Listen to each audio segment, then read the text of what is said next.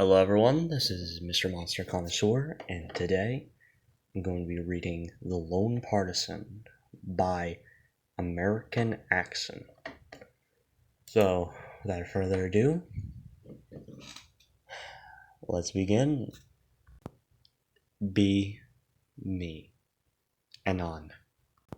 Working night shift at a major tech manufacturing plant in the countryside. Wake up at 5:43 p.m. to the sound of emergency broadcast. I don't wake up for another 2 fucking hours. Look at phone. Shit has hit the fan. National alert. Demonic invasion in progress. Stay indoors. Barricade all doors and windows. Wait for official instruction.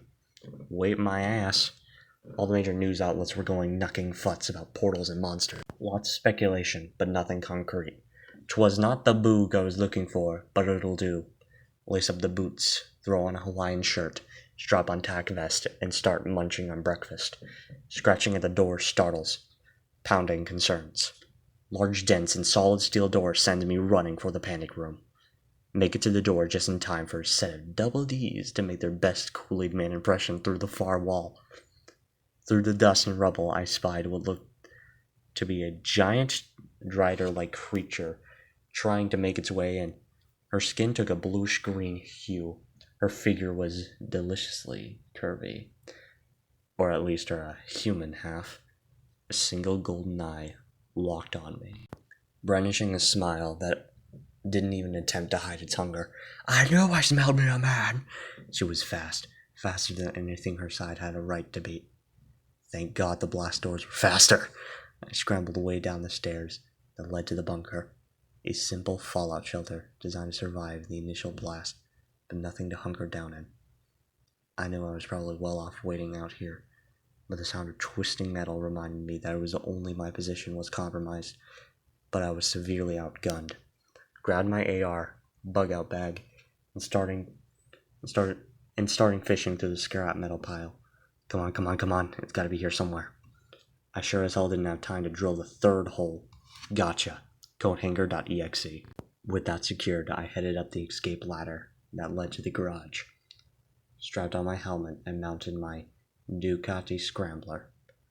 I dreaded the idea of having to leave home without a fight, but given the circumstances, I figured I would forgive myself sooner rather than later.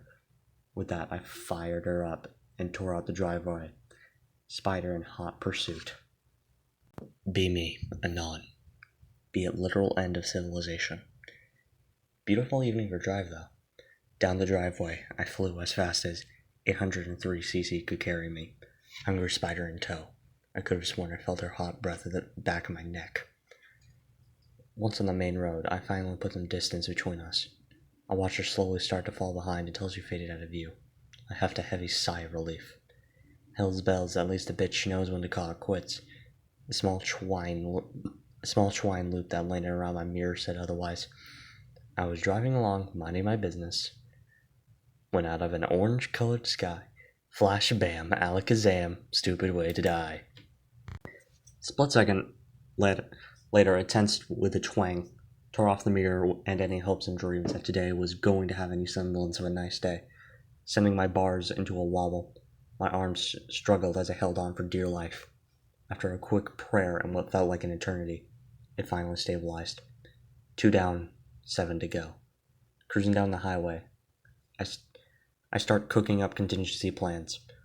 Holding up in the cliffs of the mountains could prove advantageous, but I didn't have any climbing gear. Town. Nah. It probably was the flashpoint for this area. Wait, smell. If death on 8 legs was to be believed, I was sniffed out. I finally knew where to go. With the sun setting low, I reached the final stretch. A shadow passed overhead at high speed. Slamming the brakes, a black heartbeat overshot me and nearly kissed pavement. Go! She quickly took off, banked left. How many goddamn monsters are in this world? I saw her high in the sky in front of me when she made a sudden dive straight for a head-on collision course. Heartbeat wants to play chicken. I was in no position to decline. Speeding up, we met near face to face as we zoomed past each other. She had a beautiful face, delicate features, and had known that much definitely belonged to the Corvidae family. I drifted into a power slide, Akira.gif.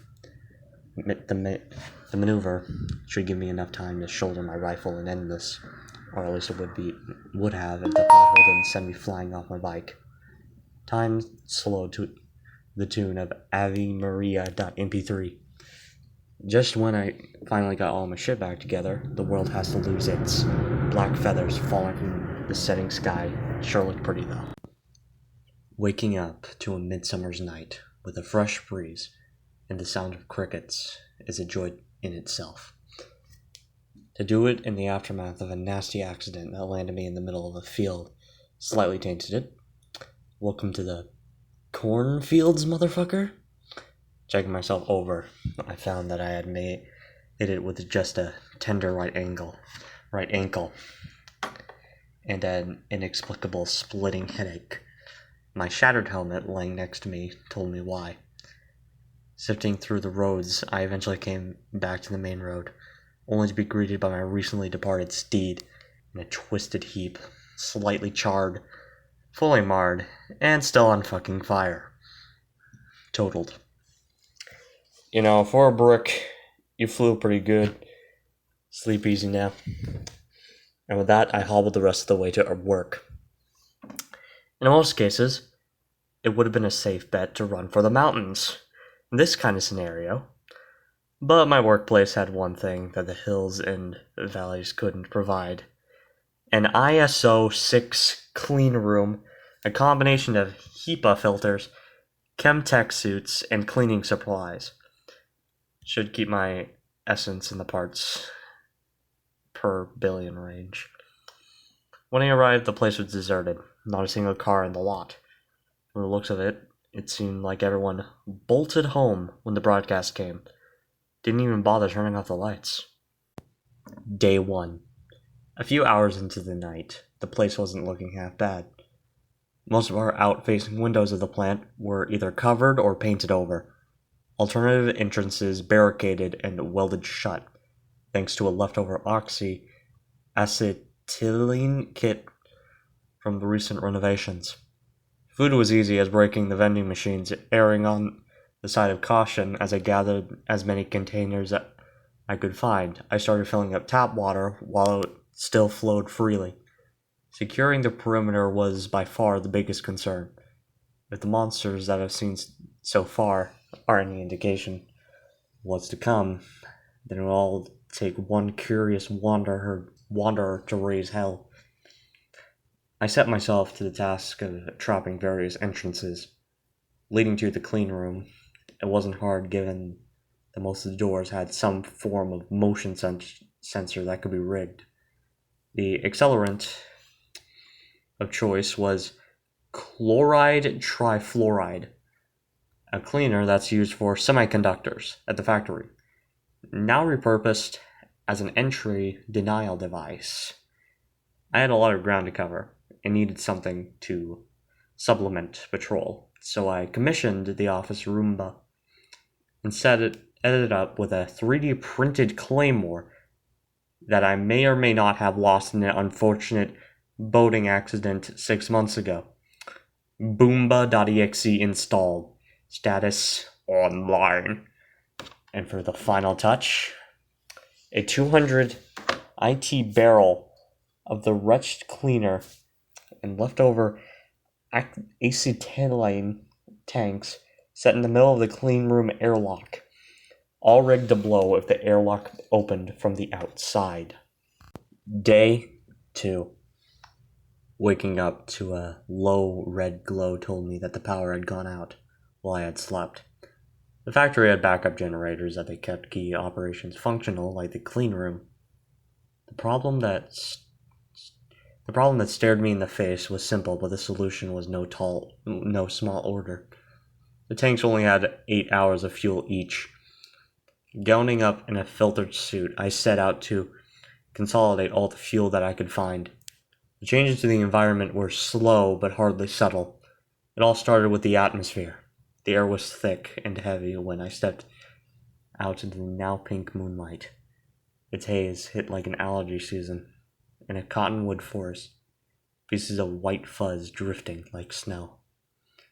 It was a pungy sweet, like breathing in a Red Bull, and saturated my palate like one too. Nearly choked on it when I made it back inside. Hacking out a few phlegm-filled breaths, I got my throat cleared. The boundary between inside and outside became distinct, like night and day. From then on, I kept my time outside the clean room to an absolute minimum. The HEPA filters coped fine, but the HVAC system struggled to keep the building clean from whatever contaminant had permeated outside. The night slowly waned, and the moon began to shift to deeper shades of red, till it nearly bordered on maroon. It's off to the west, around 0600, leaving to Earth to bask in starlight and darkness. Staring blankly out the window, I expected to greet the rising sun. I had waited 3 hours, and she still hadn't shown her smiling face. Day 3. The rising blood moon shone on the now purple cornfields, the ears now glowing a brilliant bioluminescent blue. Humongous rosebuds dotted the fields. It was beautiful in its own twisted way, but it flirted dangerously close to the uncanny valley. I could have sworn that I saw a woman in one of those blooming flowers. It was more than enough to set me on edge for the day. I needed a damn shower, and a cold one at that. Thoughts and dreams had drifted over the last few days, from surveil over to the risque to the downright lewd. My mind reflected it to my crutches, girlfriends of the yesteryear, and now my ex-lover. Her sweet caresses, cuddle fucking the nights away. Soft and tender solace during my lowest of lows. Back when things just worked. All thoughts that eventually led me to our absolutely horrid falling out. Sorrow and guilt that came rushing back. We tore each other to fucking shreds. Damn it, I need that shower. I looked forward to the ice-cold water from the emergency shower. What I got was something more akin to warm corn syrup. My legs gave out as pleasure racked my body as I was pushed over the edge instantly by this strange liquid. I laid out in the smooth concrete, writing out my newfound orgasmic highs. Shower head slowly turning itself off.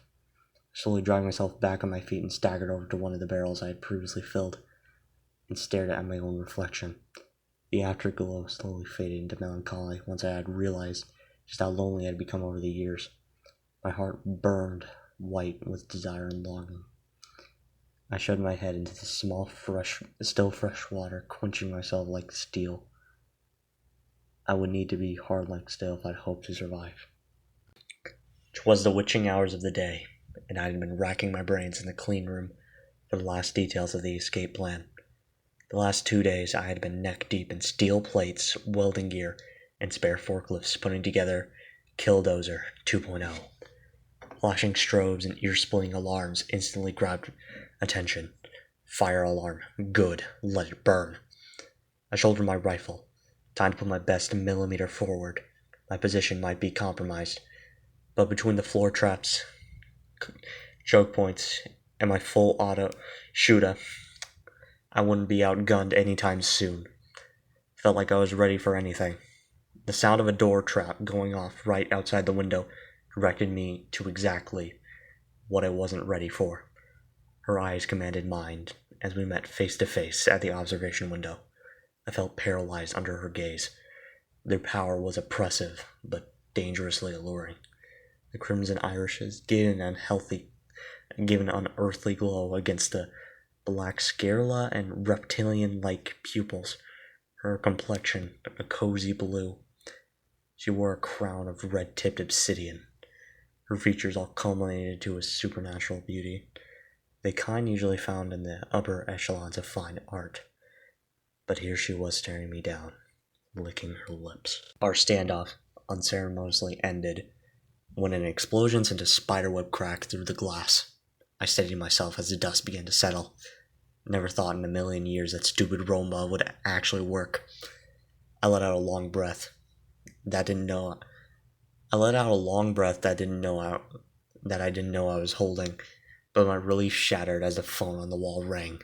A tense moment passed as I brought the phone to ear, mind racing about that demonette. Hoda, of Slanish god fucking damn it. To whom do I owe the pleasure of tonight's entertainment? My name is Alethese von Delphine, Duchess of this territory. I presume you weren't entranced by the welcome mats? Mind telling me what you're doing trespassing? Isn't it obvious, darling? No.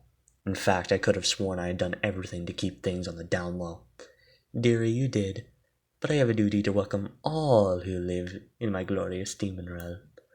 And though you have been astutely meticulous, a man as lonely as you is like a blazing beacon for those who have eyes to see it. Your soul calls for me, my love. That hit a nerve. Do forgive, but I don't care how lonely you think I am. And I have a lot of places I need to be, none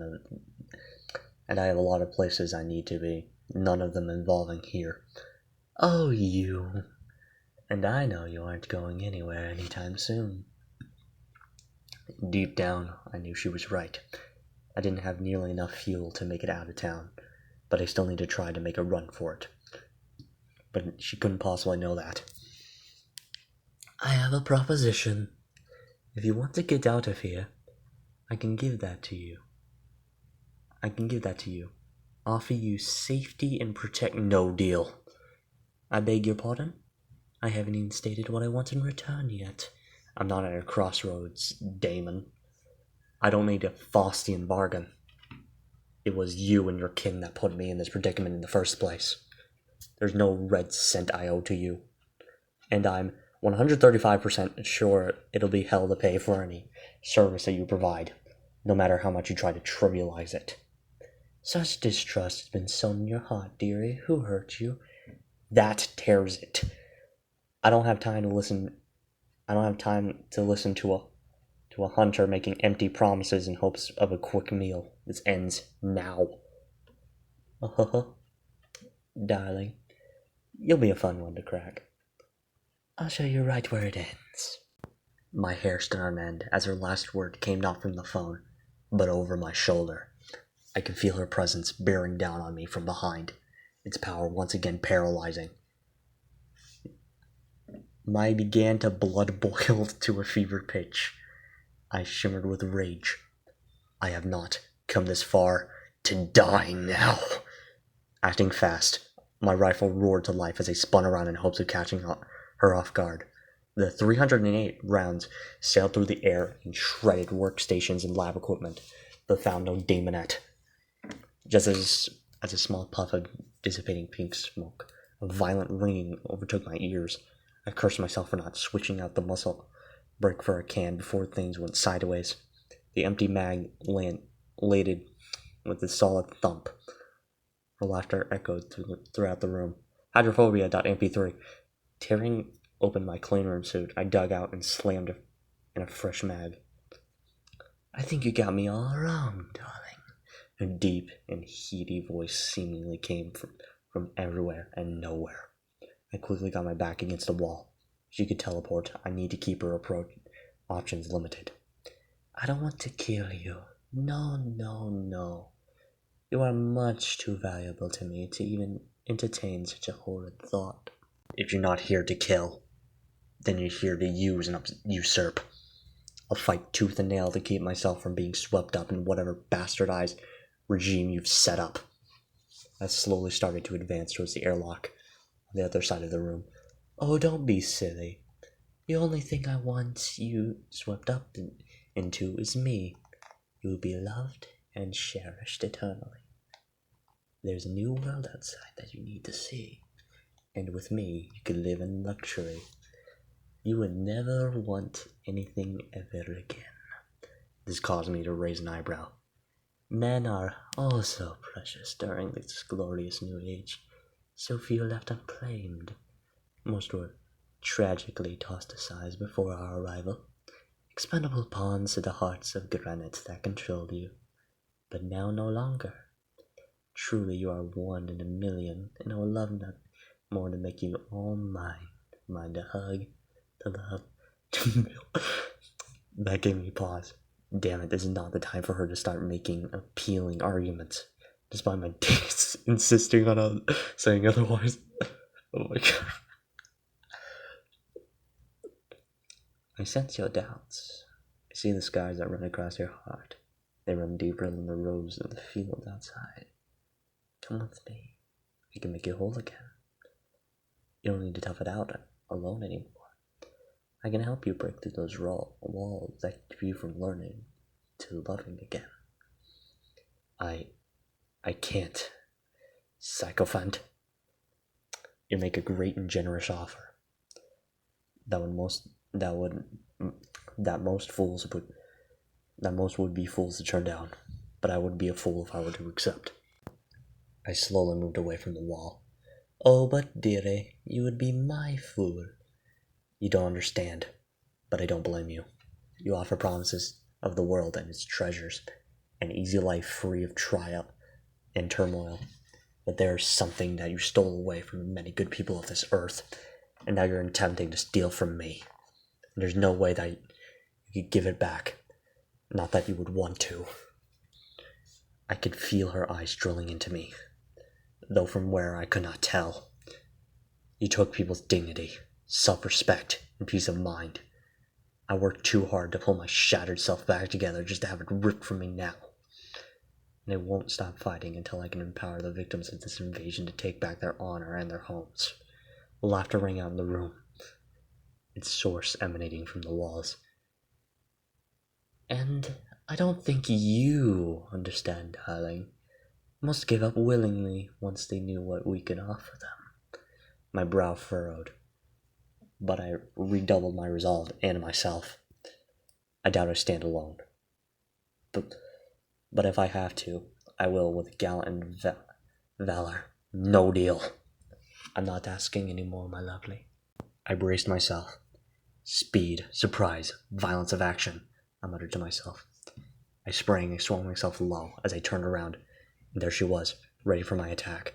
She intercepted it by grabbing the barrel and directed the burst up into the ceiling. She closed the distance in a split second. Her plushed lips were on mine. I staggered back as she giggled. With a swift motion, I drew my bowie knife and lunged at her, only to have her catch it between thumb and forefinger.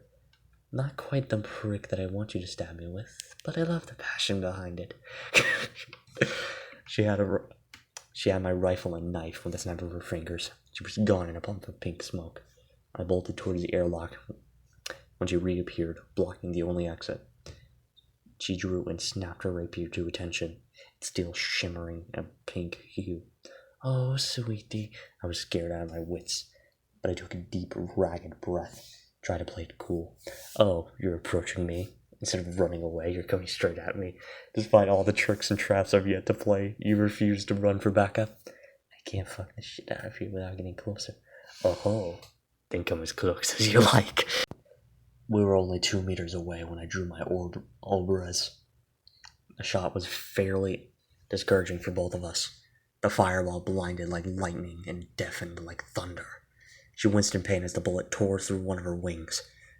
I chambered another round just as she tackled me to the ground, plunging her rapier through my shoulder, quickly deadening most of my left arm.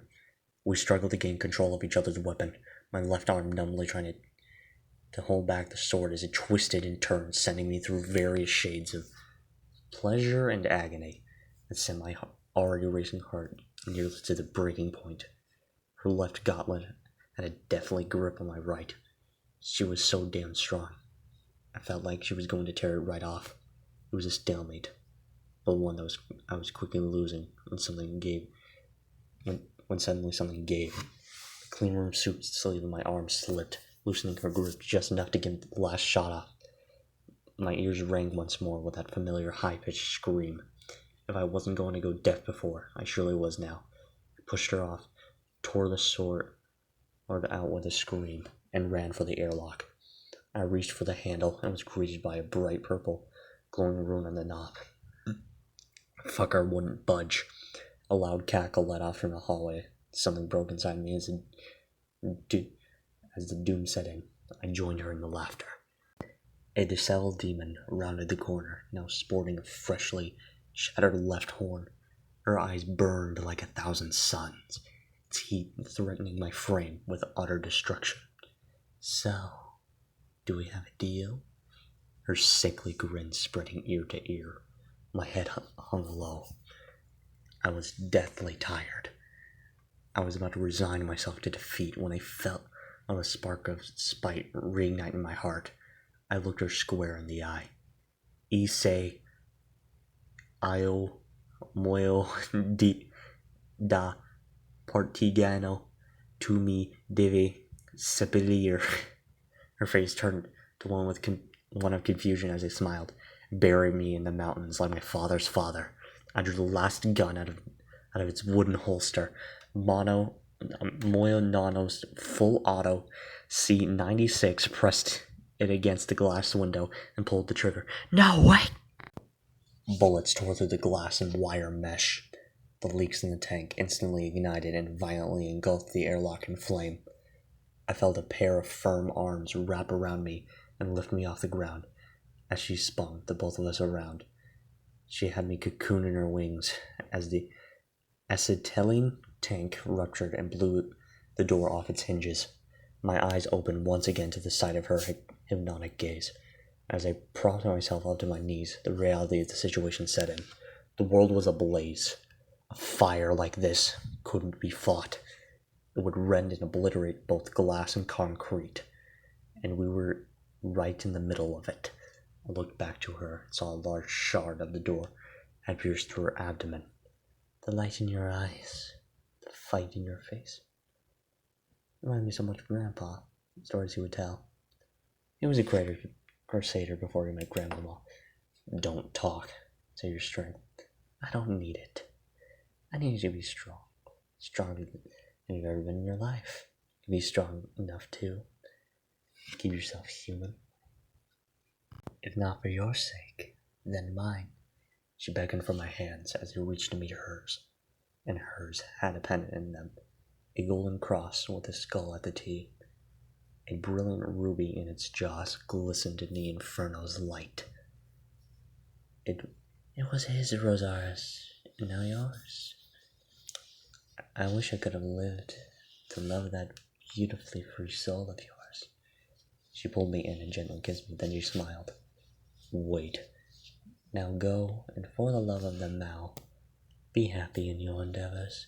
With a snap of her fingers, gone was the inferno, gone was the factory, and gone was she. In the mountains was I, the dawn of day filtering through the fresh pines. I laid there on the forest floor and processed what had happened, my eyes welling. I cried my eyes out over the demon who died to save me from myself and ensure my freedom. And it did gladly at the thought that it would make me happy. And so he left, one of the last scraps of resistance humanity had left to its name. The end. Well, there is one more post after this, but I figured that'd be a good end to this video, since, there were like 4 posts. Originally it was going to be 3, but I figured this would be a better end to it. So, this was Mr.MonsterConnoisseur with, Mr.MonsterConnoisseur, and, you can see the links to all the video, not the video, in the story in the description, and, thank you for watching. Goodbye.